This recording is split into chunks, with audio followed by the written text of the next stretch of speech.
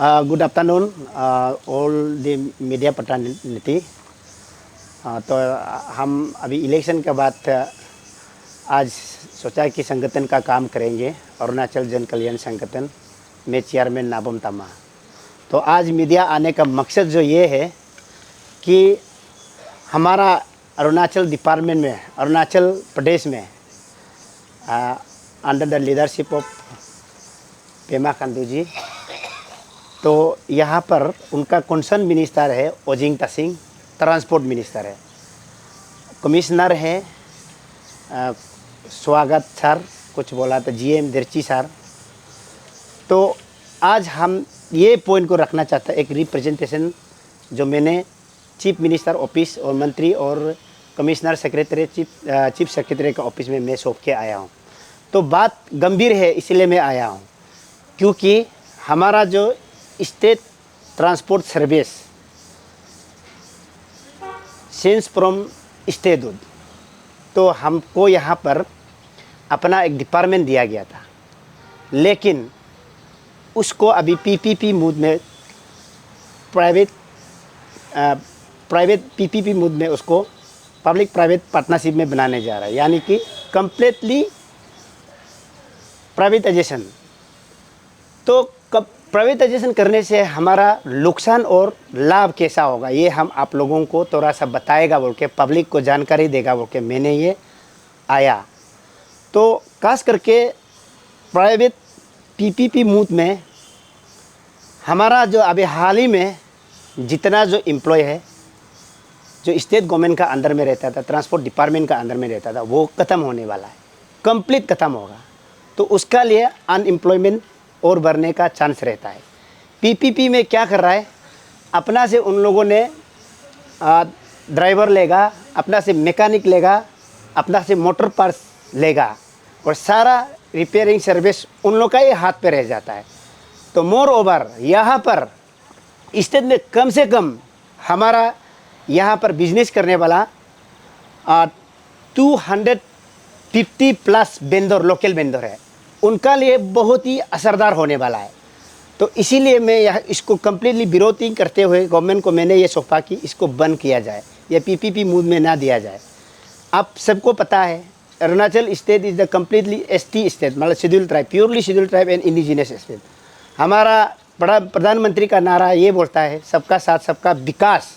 तो इधर कर क्या रहा है, ये पीपीपी मूड में जो कमिश्नर है आईएएस लोग वहाँ से दिल्ली से आता है, वहाँ से जेरोस्कोपी बना के उसका मूड को अपना जो पेवर वाला जिसे उन लोगों ने लेन देन किया उसको सीधा सौंपने जा रहा है। हालांकि अच्छा है, ये बात का एक स्टैंडर्ड तो बढ़ा रहा है, लेकिन हमारा वेंडर को या एसटी वेंडर को, इंडिजिनियस को अपलिफ्ट करने, इकोनॉमिक अपलिफ्ट करने का जगह में हमारा रोज़गार छीन रहा है। जो एम्प्लॉय है हर साल कम से कम 100 के ऊपर जो रिक्रूट होता है, मैकेनिक हो गया, ड्राइवर हो गया, बस कंडक्टर हो गया, और कहीं भी है, और सब अन्य चीज़ है जो, और एपीएससी में ऑफिसर केडर है, उनका भी ख़त्म हो रहा है, यानी कि रोज़गार छीन रहा है। दूसरा यहाँ पर इकोनॉमी हमको इफेक्ट होगा 250 प्लस का और लोकल वेंडर, हालांकि उसका अभी 70,000 प्लस करोड़ जो पेंडिंग बिल है उसको नहीं देकर अभी ये दिल्ली से सीधा मॉडल बना के, ना तो स्टेट गवर्नमेंट को, ना तो हमारा लोकल ऑफिसर है उनका कंसर्न लेना, हमारा वेंडर वाला है उसका कंसर्न लिया, सीधा जंप मार कर यहाँ पर इम्पोज कर रहा है। तो उसको हम देखा गया है कि ये थोड़ा हमारा एसटी का खिलाफ में, शेड्यूल ट्राइब का खिलाफ में ये अत्याचार है। सीधा सा सीधा हमारा पास इकोनॉमिक असर होगा, उस पर दबाव डाल रहा है, और हमारा जो वेंडर है हमको ये बंद करना पड़ रहा है। इसीलिए मैं सरकार से आग्रह करता हूँ, चीफ मिनिस्टर से और खास करके मंत्री ओजिंग तासिंग से, पहले तो 50 साल से ये जो रोज़गार दे रहा है और वेंडर को इकोनॉमी अप्लीमेंट कर रहा है, आप एक ही झटके में क्यों मार रहा है, ये मेरा सवाल है। इसीलिए आप उसको तुरंत बर्खास्त किया जाए, कैंसिलेशन किया जाए। हम ये चाहता, अगर स्टैंडर्डाइजेशन अगर बास का आप बनाएगा तो इनको स्टेट गवर्नमेंट और ट्रांसपोर्ट डिपार्टमेंट को खरीदने दीजिए। आप प्राइवेटाइजेशन में अपना से खरीदेगा, अपना मन मर्जी से लगाएगा, ये नहीं होगा। हालांकि उसमें रेवेन्यू का भी बहुत असर पड़ेगा। पहले जैसा कि 200-300 करोड़ स्टेट के लिए रेवेन्यू कमाया जाता था, वो रेवेन्यू का लॉस भी होगा, गिरेगा।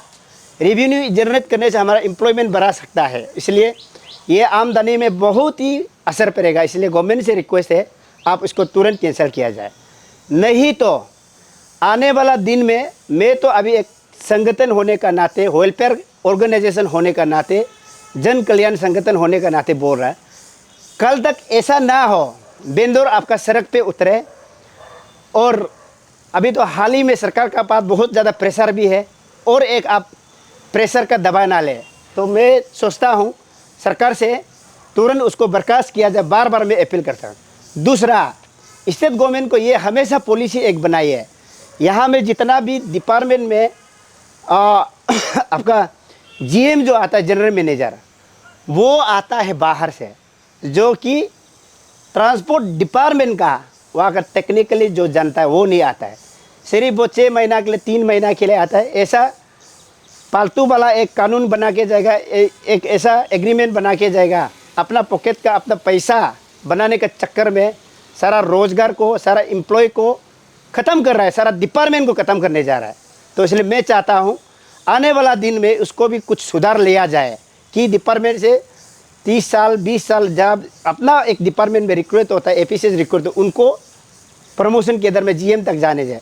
कहाँ से उधर एडमिनिस्ट्रेशन को 2-3 महीना में बेच देता है, वो लोग अपना पैसा चाप के चला जाता है। तो डिपार्टमेंट को हिंड्रेंस बहुत हो रहा है, टेक्निकली साउंड नहीं होता उनका पास।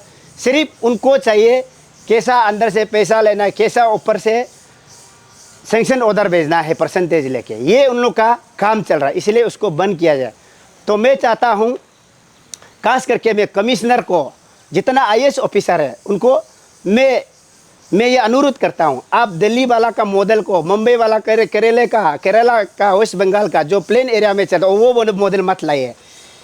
ये बस जो चलने का लायक है, जहाँ पर वहाँ पर जहाँ पर ये रोड स्टैंडर्ड हो वहाँ चलने का लायक है। हाँ, हमारा यहाँ पे भी स्टैंडर्ड तो बढ़ाना चाहिए, लेकिन भी रोड का इतना टफ कंडीशन है, उस गाड़ी से नहीं हो पाएगा। उसमें उनका कंपनी का ऐसा मुनाफा दे रहा है कि आप हमको दिन भर का 500 लीटर का तेल दो, और कुछ एग्रीमेंट में भी मैंने पूरा डिटेल बताया, जो मीडिया वाला को आप लोगों को सौंप देगा, और मैं सरकार को सौंप दिया, पूरा डिटेल में बताया।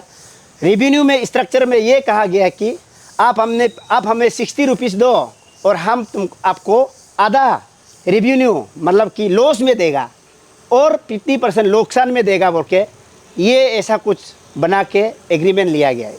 इसीलिए ये एग्रीमेंट को आप लोग जितना जो बेंदौर है उनको निकाल के देखे, और मिनिस्टर है अच्छा से पढ़िए, जिसने मैंने रिप्रेजेंटेशन लिखा गया है। तो हाल ही में मैं ये कहूँगा, अगर आप नहीं मानेगा, आने वाला दिन बहुत खतरा हो सकता है। मैं ये बता रहा हूँ, अभी आपने 50 ईयर्स का एनिवर्सरी आप ट्रांसपोर्ट डिपार्टमेंट का मनाने जा रहा है, वेल एंड गुड, मनाइए, अच्छी बात है, हम भी स्वागत करता है। लेकिन उसका मतलब नहीं है कि आप सीधा प्राइवेटाइजेशन को इन्वाइट करके हमारा इकोनॉमी पर असर डाले और हमारा जो एसटी है, हमारा शेड्यूल ट्राइब है, उन पर अत्याचार करे। ये हम नहीं सहेंगे, बिल्कुल भी नहीं सहेंगे। तो सरकार को मैं ये सूचना देना चाहता हूँ, आप कहाँ पर यहाँ पर हमारा लीगल वायलेशन को आप हमें कॉन्स्टिट्यूशनल राइट को आपने गिरा रहा है, आर्टिकल 46 कॉन्स्टिट्यूशन ऑफ इंडिया को। तो उसके बाद मैं ये भी कहना चाहता हूँ आपको, अगर आपने 15 दिन का भीतर एक्शन नहीं लिया जाएगा तो हम केस तो करेंगे ही करेंगे, और उसके ऊपर धरना प्रदर्शन काउंटलेस जो करना है हमारा ऑर्गेनाइजेशन का तरफ से, बेंदौर का तरफ, लोकल बेंदौर का तरफ, एसटी बेंदौर का तरफ से जो हक है हम अपना हिसाब से जाएंगे। इसीलिए मैं सरकार को बोलता हूँ, आप इस पर गौर करिए और चिंतित करिए और इसको रिपील करिए। और मैं ये भी कहता हूँ कंपनी वाला से, अगर आपको गाड़ी ही बेचना है तो डिपार्टमेंट को बेच दीजिए, ट्रांसपोर्ट डिपार्टमेंट को उन्हीं का हिसाब से चलाने दीजिए, और हमारा जो बिजनेस बेंदौर है वो कंटिन्यूशन है, हमारा इकोनॉमी जो, और अभी और हमको और आगे बिजनेस कैसा किया जाना है। एसटी अभी तो आप लोगों को पता है, हमारा जो शेड्यूल ट्राइब है, इंडिजिनियस लोग बिजनेस में एक्सपर्ट नहीं है। नेशनल लेवल में, ग्लोबल लेवल में, रीजनल लेवल में कैसा हमको बिजनेस अभी धीरे धीरे सीख रहा है। तो आप हमें यहाँ पर प्राइवेटाइजेशन करके हमारा हक को हमें सीखने दिया नहीं जा रहा है।